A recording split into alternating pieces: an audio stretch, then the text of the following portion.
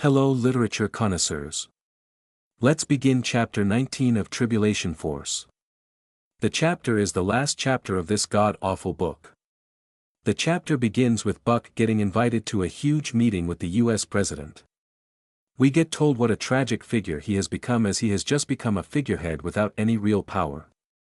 He still has bodyguards, but the president suspects that they are merely spies working for Nikolai. Considering that Nikolai keeps Buck in his back pocket, if you were really worried about spies, then why invite and speak to Buck? The president even tells Buck that the info he is gonna tell an employee of Nikolai's is dangerous to them all.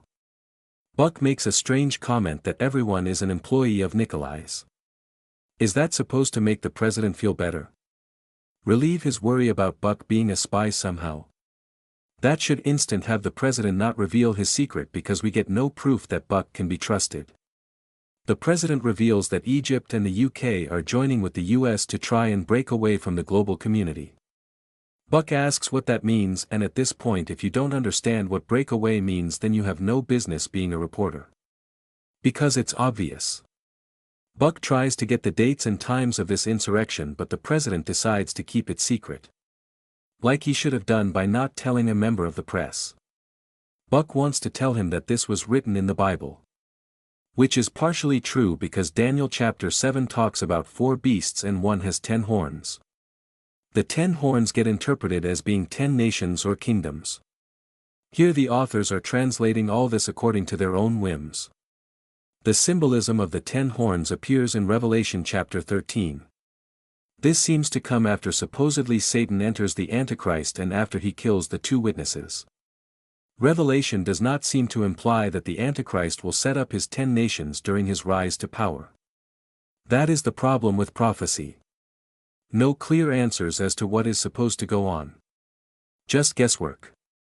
Scene changes to 2 weeks later for the double ceremony as Buck marries Chloe and Rayford marries Amanda. Bruce oversees the wedding, and the ceremony is only the 5 of them. Typical, because none of them has any real friends, because they are self-absorbed narcissists. Buck asks Bruce after the ceremony to let him see the underground shelter. The shelter is very small and only has provisions for a couple of weeks. Odd that a church is not interested in helping the members of their church. Instead, the members have to fend for themselves. That is an example of Christian love. Give us money, but we care nothing about you. Scene changes to Nikolai, and he meets with Rayford and Amanda after learning about their marriage. He seems overjoyed at the news, though Amanda fakes being happy to meet him. Nikolai calls in Hattie by calling her darling, and she enters and calls Nikolai sweetie. Rayford wants to gag by their display of affection. We learn that Hattie is pregnant, and Amanda assumes that they are already married. This little dig the authors are trying to get in backfires in a way to show the foolishness of Christian thinking.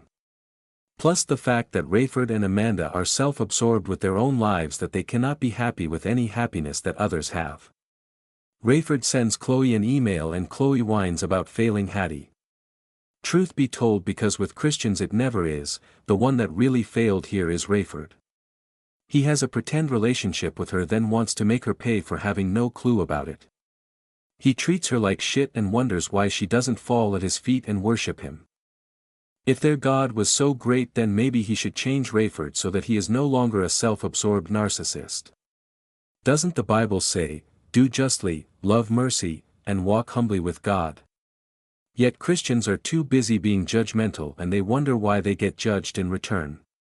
You know the old, "do unto others as you want done unto you" thing, that Jesus supposedly said. Odd that Christians believe others need to follow this, but not they themselves. Rayford emails worthless Bruce and asks what the 5th and 7th seal judgments are. The New King James Version of the Bible lists the 5th seal as being Revelations chapter 6 verses 9 to 11.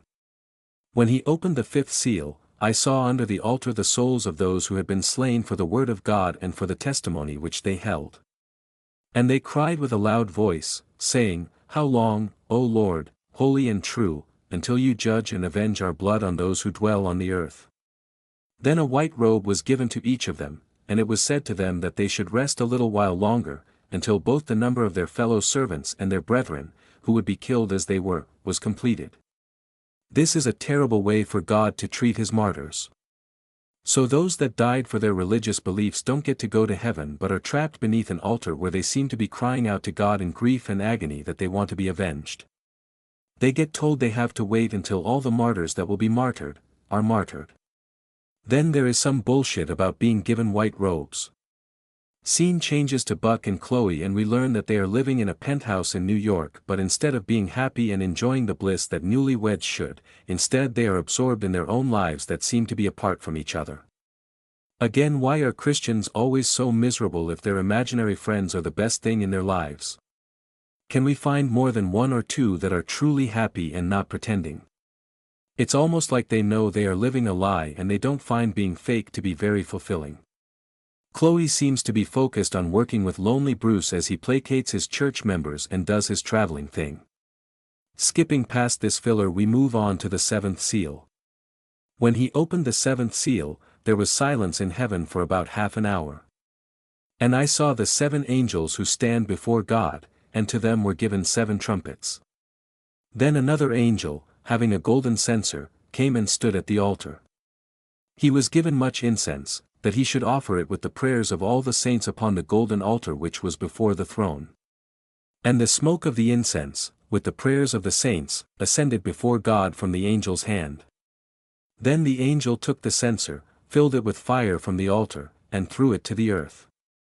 And there were noises, thunderings, lightning, and an earthquake. So the 7 angels who had the 7 trumpets prepared themselves to sound. Here we get told a little bit more about that altar mentioned with the 5th seal. This altar, it seems, is in heaven but traps the martyrs so they cannot enjoy heaven. An angel goes to it and scoops up some fire from it to fill a censer, and it mixes with prayers that seem to be like incense to God.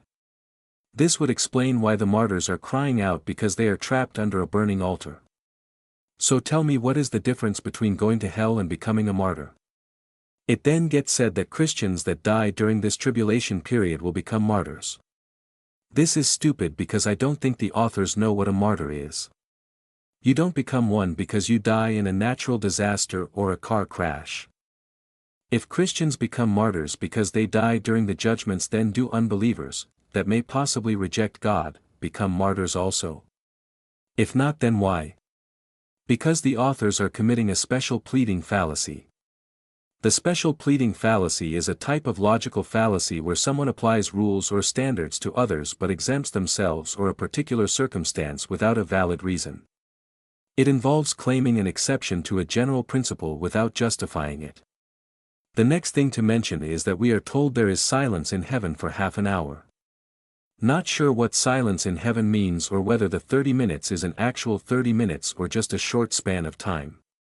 This is supposed to be a prelude to the 7 trumpet judgments. Bruce sends the first verse of Psalm 91 to Rayford and Amanda, and he says that the verse will provide them comfort. This is bull, because the verse talks about being hidden in God's secret places and his shadow. All metaphorical, of course, but metaphorical protection might as well be the same as no protection at all. Rayford was busy flying Nikolai to the United States and Amanda accompanied her husband.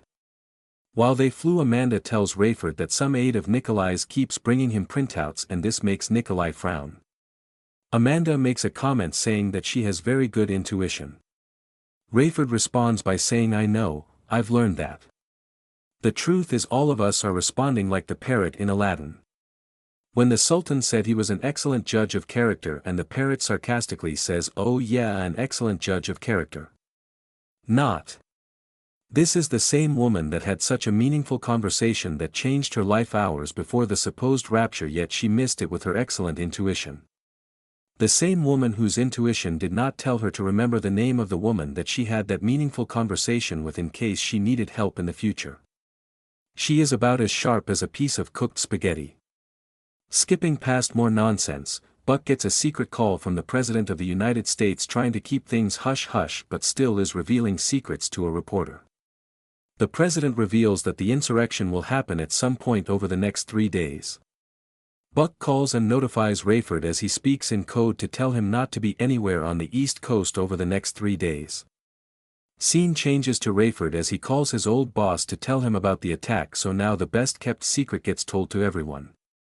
Scene changes back to Buck and Chloe gets a call saying that worthless Bruce wants to meet with them, but he was rushed to the hospital because he became infected on one of his missionary trips. Skipping most of this, we start out with some Christian propaganda where the main characters start spouting some bullshit about how wonderful life is within the church where they love and respect each other. Yet. Funny how if that were true, then why are most Christians miserable? Scene changes to the insurrection starting and Rayford is speeding to make it out of Chicago. A very attempt at a joke gets made as a newscaster reports that Nikolai is about to make an announcement.